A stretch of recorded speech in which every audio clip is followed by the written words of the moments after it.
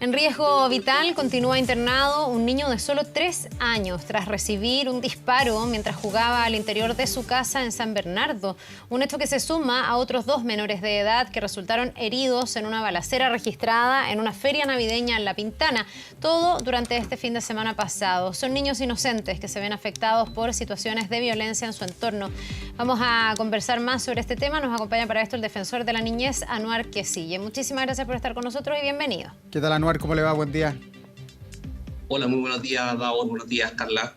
Bueno, nos impactamos el día de ayer con este hecho, que no es el primero, desafortunadamente, que se produce en las últimas semanas en la capital.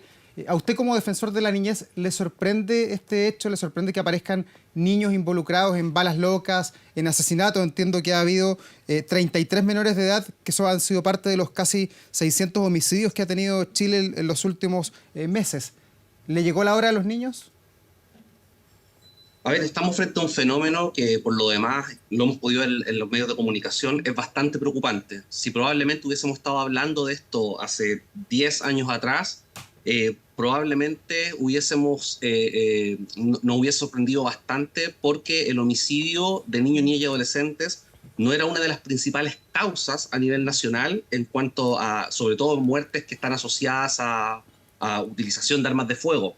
Sin embargo, a nivel mundial, hay un estudio de la Organización Mundial de la Salud que arrojaba que para el 2012 el homicidio era la 5ª causa de muerte, pero no era aplicable a Chile. Y ahora nos encontramos con una escalada creciente, ¿verdad?, de violencia que tiene como víctimas a niños, niñas y adolescentes en estos contextos. Probablemente las principales causas de violencia en los últimos años estaban asociadas al castigo corporal, a la violencia sexual, que siguen siendo problemas complejos que el Estado debe abordar, pero a esto se suma estas muertes y también niños, niñas y adolescentes que resultan heridos a propósito de incidentes, ¿verdad?, con armas de fuego principalmente, y de todas maneras es un tema que como Defensoría de la Niñez nos tiene preocupados y tratando de adoptar acciones específicas. ¿Qué tipo de acciones? ¿Cómo se puede parar esto? Muchas veces tiene que ver con el entorno familiar. Ha habido ajustes de cuentas donde el niño inocente se ve implicado porque el papá, porque el abuelo, porque alguien tenía algo pendiente con algún grupo organizado, digamos, y hoy día con el poder de fuego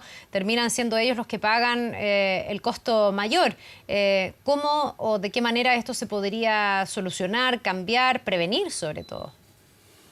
Sí, yo creo que lo que tú señalas, Carla, es muy importante. ¿Por qué? Porque estamos desde la Defensoría de la Niñez de acuerdo en que se deben mejorar los mecanismos de investigación, de persecución penal, de responsabilidad de las personas que han participado en estos hechos, y por cierto también hay que mejorar la legislación en estos temas y la inteligencia, ¿no? Pero esto no se va a solucionar solamente con una respuesta. Cuando nosotros entregamos una respuesta, esto ya implica o nos entrega el mensaje de que los hechos ya ocurrieron, que tenemos víctimas que lamentar y hay niños, niñas y adolescentes que finalmente son los que resultan más afectados. Es por eso que, junto con mejorar los mecanismos de respuesta y de sanción penal, por lo cual la Defensoría de la Niñez está de acuerdo, hay que centrarse en medidas que sean mucho más amplias, miradas a mediano y largo plazo, y que tienen que ver específicamente con una política coordinada donde todos los sectores políticos de la distinta índole, ¿no?, de distinto origen, se pongan de acuerdo principalmente para generar un mecanismo que permita abordar desde los territorios estos problemas que afectan a los niños, niñas y adolescentes. Y eso, como bien tú dices, Carla, se logra solamente con mecanismos de prevención y mecanismos de protección social de los niños, niñas y adolescentes. Y eso hay que mirarlo a mediano y largo plazo, sin perjuicio de las respuestas a corto plazo y las acciones concretas. Si tú me preguntas qué ha hecho la Defensoría de la Niñez, nosotros tenemos una línea bastante clara de intervención en distintos niveles. Solamente en el ámbito judicial, quiero comentar que a propósito del periodo en el último año, ¿no?, entre junio del 22, perdón, y julio del 2023, hemos presentado más de 14 acciones judiciales que están asociadas exclusivamente a niños, niñas y adolescentes que han resultado víctimas de situaciones donde se han utilizado armas de fuego. Y eso además también nos entrega justamente la confirmación de que la respuesta no puede pasar solamente por una acción judicial, sino que tiene que ser parte de una política de Estado donde todo el mundo político y todas las instituciones se comprometan. Y ese es el desafío en el que tenemos que centrarnos. Ya. Defensor, y en su mirada, usted además lleva poco tiempo ahí en el cargo como defensor de la niñez en nuestro país. ¿Usted ve que en todo esto que está pasando con los niños, qué es lo que tiene que ver con su rol de incumbencia, con estos asesinatos, con las balas locas que vimos ayer con este niño de origen haitiano, que vimos hace algunas semanas también en Padre Hurtado, hay una responsabilidad del Estado en lo que está pasando que de alguna manera no ha resguardado de buena manera a los niños, las niñas y los adolescentes del país, que está entregando quizás algunos barrios al narcotráfico? Yo creo que acá evidentemente hay responsabilidades compartidas. Esto no es una cuestión del gobierno de turno, sino que tiene que ver con un problema histórico que ha afectado a niños, niñas y adolescentes en el país y que tiene que ver con la protección integral frente a toda forma de violencia. Chile desde el año 2022 tiene, ¿verdad?, vigente la Ley de Garantías y Protección Integral que reconoce el derecho de los niños a vivir libres de toda forma de violencia y además incorpora una serie de obligaciones para el Estado para generar mecanismos de protección, respuesta y acompañamiento. Y probablemente nos encontramos frente a un escenario en el cual esta ley se está implementando, pero donde se requiere definitivamente llegar antes. Yo creo que ahí es donde se requiere un trabajo coordinado para llegar antes, y todos quienes tenemos un mandato en materia de niñez y adolescencia tenemos una responsabilidad. El gobierno, el Parlamento, el Poder Judicial, la Defensoría de la Niñez, el Ministerio Público. En la medida que no vayan a actuar coordinado, es lo que estamos tratando de hacer como Defensoría de la Niñez, buscar respuestas coordinadas. Vamos a tener un grado de responsabilidad, porque la niñez es responsabilidad de cada uno de nosotros, de las familias y de las comunidades.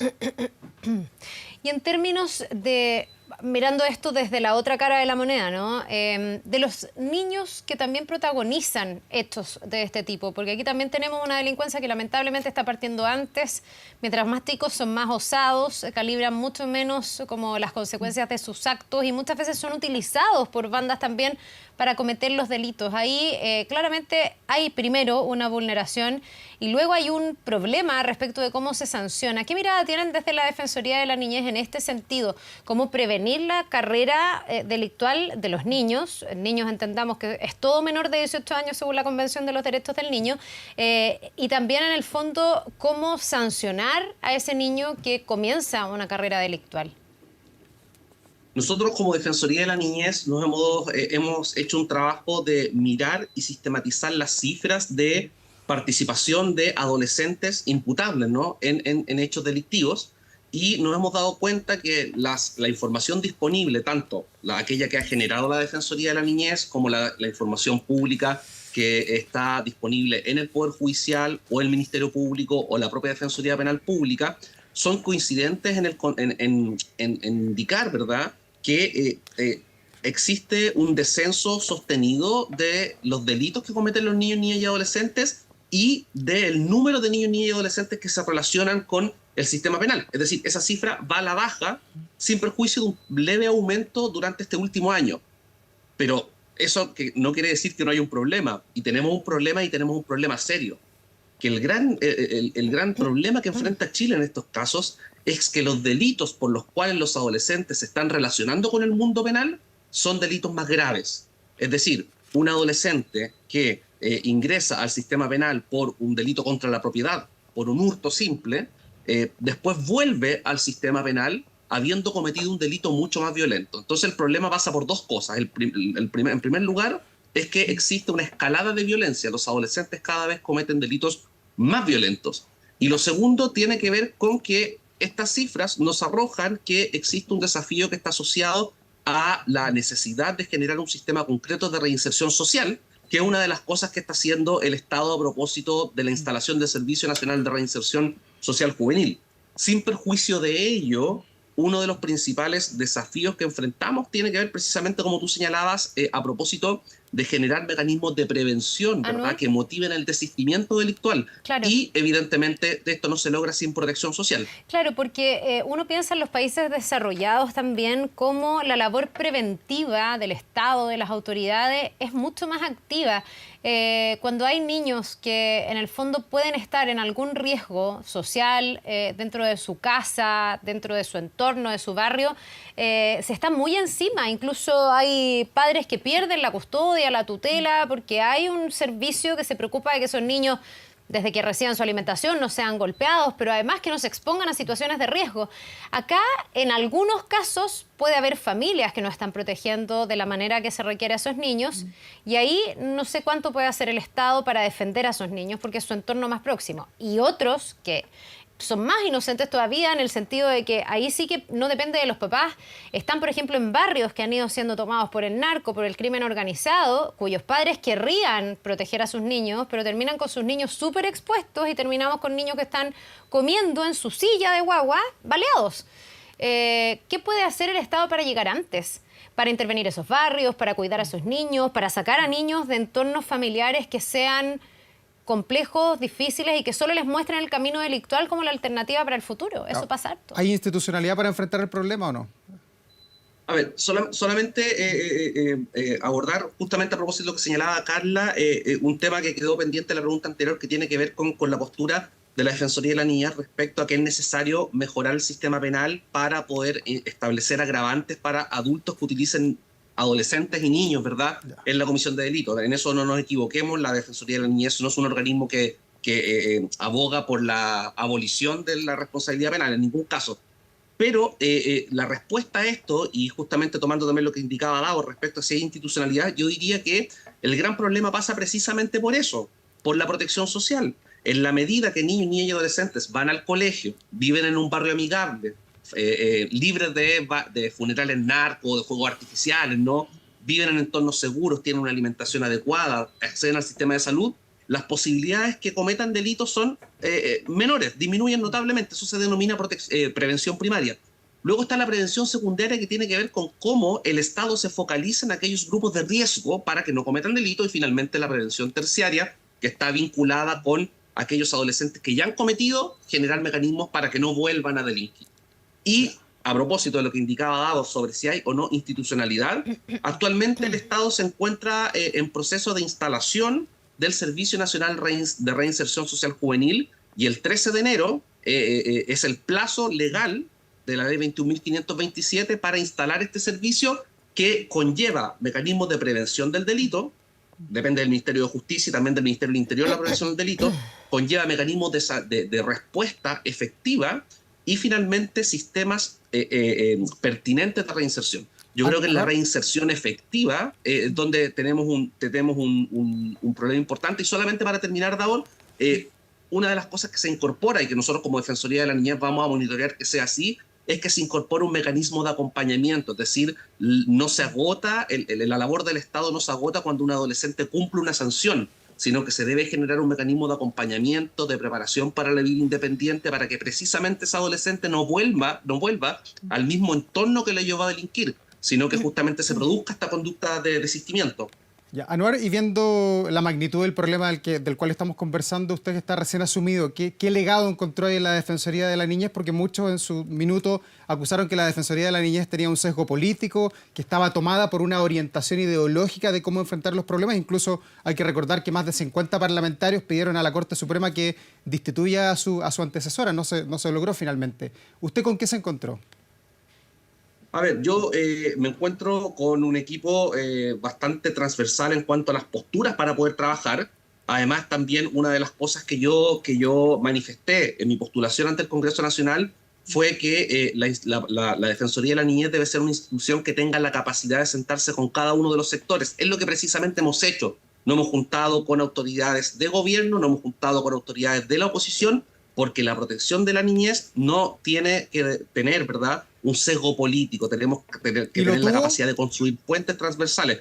Hasta el momento, en este mes y medio de gestión, he tenido una muy buena acogida con ambos sectores. He conversado con el gobierno, con el presidente de la República, con la ministra del Interior, precisamente de estos temas, y de hecho han sido ellos mismos quienes me han indicado que tengo la obligación, como defensor de la niñez, de sentarme con la oposición a construir acuerdos, y ha sido como la lógica de mi gestión en este mes y medio, de poder sentarme con la UDI, con RN, con Evópolis. He pedido reuniones también con el Partido Republicano, porque creo que un solo sector político es imposible que pueda avanzar en la solución de los desafíos que enfrenta la niñez actualmente en el país. ¿Cuáles son las deudas? Yo no sé además cómo evalúa usted a la Defensoría en el sentido de qué tan robusto es para defender efectivamente a los niños, sus derechos, poder actuar en algunos casos de forma preventiva, en otros también sabemos que se pueden llegar a sumar a las querellas, pero ¿es eso suficiente o le falta más fuerza, le falta tener más competencias, por ejemplo? Nosotros, es súper importante tu punto, Carla, porque también tiene que ver con la naturaleza de la Defensoría. Nosotros, en términos de intervención judicial, tenemos facultades excepcionales. Nosotros somos principalmente un organismo de persuasión que va monitoreando que el gobierno cumpla y que las instituciones cumplan su mandato. No reemplazamos la institucionalidad insistente y por eso mismo tenemos una línea estratégica de litigio donde vamos determinando que las acciones en las que nosotros intervenimos estén dentro de lo que el mandato legal nos entrega.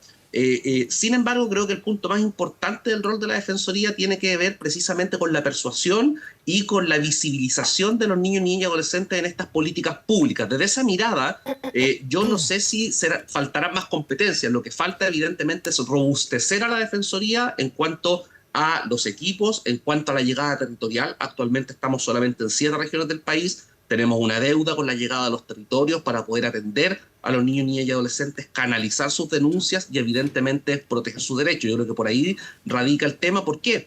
Porque también las acciones a nivel administrativo que puede realizar la Defensoría de las Niñas pueden ser incluso más provechosas de lo que judicialmente podemos obtener. ¿Por qué? Porque existe una institucionalidad que tiene la responsabilidad de representar judicialmente.